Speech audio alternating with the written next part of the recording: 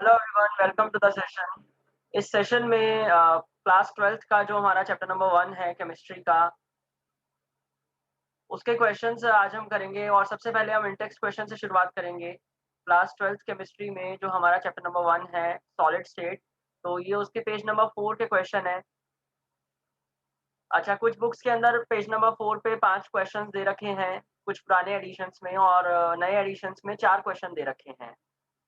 चाहे नया एडिशन हो, चाहे पुराना एडिशन हो, इसके बाद के जो इंडेक्स क्वेश्चन है वो 1.6 से शुरू हो रहे हैं, ठीक है? तो जो एक क्वेश्चन यहाँ पे नहीं लिखा क्योंकि वो न्यू एडिशंस में नहीं है, मैं वो भी आपको समझाऊँगा इसके साथ। सबसे पहला क्वेश्चन है व्हाई आर सॉलिड्स रिजिड?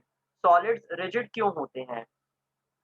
तो बेसिकली रिजिडनेस जो है वो पार्टिकल जो है, इंटर पार्टिकल जो है या इंटर मॉलिक्यूल जो है, उनकी फ्लुएंसी ना होने से होता है। और रिजिड का मतलब क्या है? जिसमें मूवमेंट नहीं होती, मूवमेंट ना होना, पार्टिकल्स का फ्लो ना करना,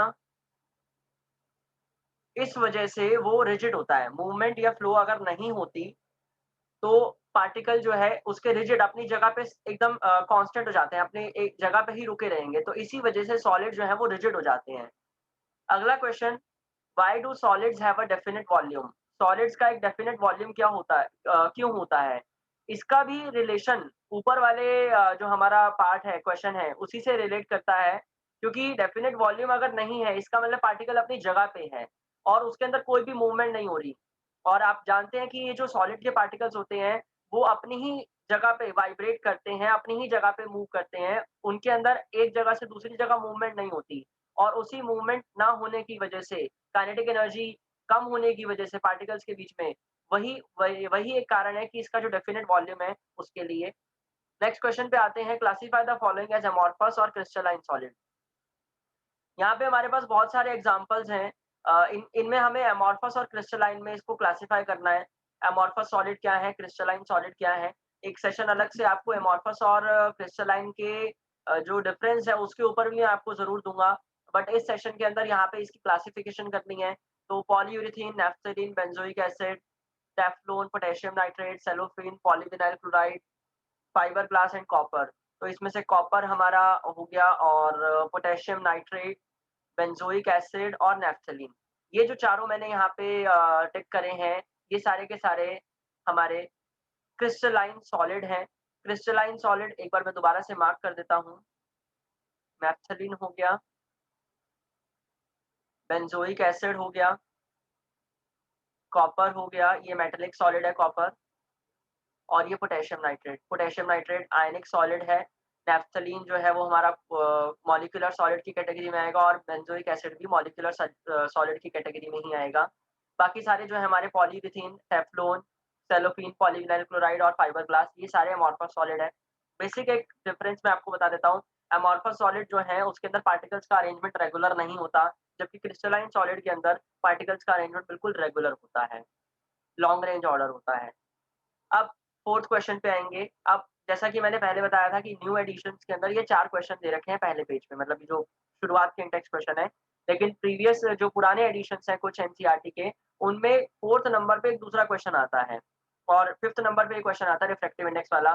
तो वो क्वेश्चन क्या है पहले मैं आपको वही बता देता हूँ। क्वेश्चन उसमें बेसिकली ये है कि ग्लास को हम सुपर कूल्ड लिक्विड क्यों कंसीडर करते हैं? Why is glass considered as super cooled liquid? As a super cooled liquid.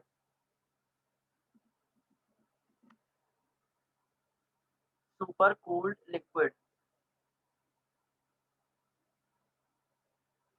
तो सुपर कूल्ड लिक्विड को भी हम सॉलिड कह सकते हैं और आइस उसका एक एग्जांपल आपके सामने है, सुपर कूल्ड लिक्विड। लेकिन ग्लास को सुपर कूल्ड लिक्विड की कैटेगरी में रखा क्यों जाता है? जो कोई भी सुपर कूल्ड लिक्विड है, उसमें टेम्परेचर का वेरिएशन आने से, और वो भी थोड़ा बहुत वेरिएशन, उसकी वजह से उसके पार्टिकल्स में मूवमेंट शुरू हो जाता है। तो ग्लास भी यही सेम क्वालिटी शो करता है। और पुरानी जो बहुत पुरानी बिल्डिंग्स है, इसका एग्जांपल मैं आपको देता हूँ। जो बहुत पुरानी बिल्डिंग्स होती हैं, उन बिल्डिंग्स में जो विंडो पेन्स होते हैं, तो जो ग्लास के बने हों फॉर श्योर, उसी के बारे में बात कर रहे हैं। तो जो वो विंडो पेन्स हैं, वो विंडो पेन्स अक्सर नीचे से जो उनका बॉटम रीजन होता है, वहाँ से थिकर होते हैं और जो ऊपर ऊपर का रीजन होता है, वहाँ से थिन होते हैं।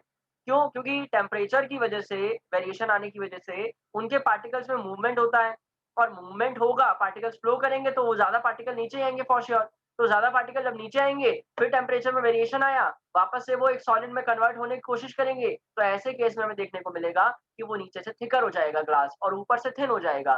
तो इस एग्ज़ाम्पल का साथ में हम जस्टिफिकेशन देके बता सकते हैं कि वो एक सुपर कूल्ड लिक्विड है। तो कोई भी सुपर कूल्ड लिक्विड है वो सॉलिड है, लेकिन टेम्परेचर में वेरिएशन आने की वज़ह से उसके पार्टिकल्स में फ्लो या मूवमेंट आसानी से हो जाएगा, जो कि हम एक अच्छे सॉलिड में नहीं मानते कि ऐसा होना चाहिए। एक अच्छा सॉलिड वही है जिसके पार्टिकल्स में फ्लो ना हो, जिसके पार्टिकल्स में मूवमेंट ना हो, जो रिजिड हो। जैसा कि पहला क्वेश्चन में पूछा गया था why are solids rigid? Question number 4 पुराने एडिशंस के हिसाब से देखेंगे तो 5th नंबर पे आता है ये रिफ्रैक्टिव इंडेक्स वाला question. Refractive index of a solid is observed to have the same value along all directions. Comment on the nature of solid. Would it show cleavage property? 3 बातें यहाँ पे पूछनी है। एक बात पहले हमें एक बात बता रखी है और 2 पूछी हैं। रिफ्रैक्टिव इंडेक्स जो है सॉलिड का, उसमें हर डायरेक्शन में सेम वैल्यू आ रही है। तो इसका मतलब कि वो एक अमॉर्फस सॉलिड है, क्योंकि अमॉर्फस सॉलिड ये नेचर शो करता है और इस नेचर को हम कहते हैं isotropic nature. Comment on the nature of solid लिखा है। आइसोट्रॉपिक वही नेचर होता है जिसमें कि वो सॉलिड हर डायरेक्शन में उसकी जो रिफ्रैक्टिव इंडेक्स जो है या और कुछ ऐसी फिजिकल प्रॉपर्टीज होती हैं वो सेम आएंगी, उनकी वैल्यू सेम आएगी। जबकि जो क्रिस्टलाइन सॉलिड है वो एनआइसोट्रॉपिक होता है, उसके अंदर वेरिएशन आता है। अब इन्होंने एनाइसोट्रॉपिक सॉरी आइसोट्रॉपिक जो प्रॉपर्टी है वो एमॉर्फस सॉलिड शो करेगा। तो उसी से रिलेट करके एक क्वेश्चन पूछा है और would it show cleavage property? क्या वो क्लीवेज प्रॉपर्टी शो करेगा? क्लीवेज प्रॉपर्टी बेसिकली यहाँ पे बोला है, तो जब हम किसी भी सॉलिड को अगर कट करते हैं, नाइफ से हमने कट करा उसको, तो उसके जो एंड्स हैं, वो बिल्कुल एकदम रेगुलर सरफेस अगर उसमें आता है, तो हम उसको कहते हैं कि it shows cleavage property.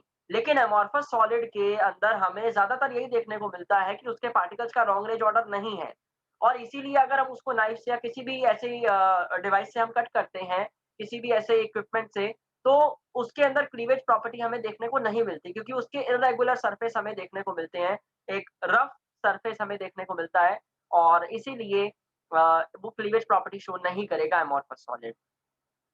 So this is all about the index question of page number 4। Page number 4 पे जो हमारे इंडेक्स क्वेश्चन है, बेसिकली यहाँ पे हमने उन सभी को समझा। जैसा कि मैंने बताया कि प्रीवियस कुछ सेशंस में, प्रीवियस कुछ एडिशंस में एनसीईआरटी में 5 क्वेश्चन दे रखे हैं इस पेज पे और नए एडिशंस में 4 क्वेश्चन है, तो मैंने आपको पाँचों समझा दिए हैं और इस इसके अगले सेशन में आपको और आने वाले जो क्वेश्चंस हैं वो भी मिलते रहेंगे। Thank you so much.